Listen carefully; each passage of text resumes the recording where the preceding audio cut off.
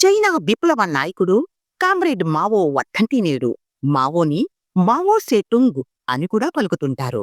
ఉన్నత మధ్యతరగతి రైతు కుటుంబంలో జన్మించిన మావో విద్యార్థి దశలో మార్క్సిజం, లెనినిజం అధ్యయనం చేశాడు. 1921లో మావో మరో 11 మందితో కలిసి చైనీస్ కమ్యూనిస్టు పార్టీ స్థాపించాడు. మార్క్సిజాన్ని చైనా ఆర్థిక, రాజకీయ, సాంస్కృతిక, భౌగోళిక పరిస్థితులకు తగిన విధంగా కమ్యూనిస్టు పార్టీ విధానాలను రూపొందించినాడు. దాని ఫలితమే చైనాలో విప్లవ విజయం.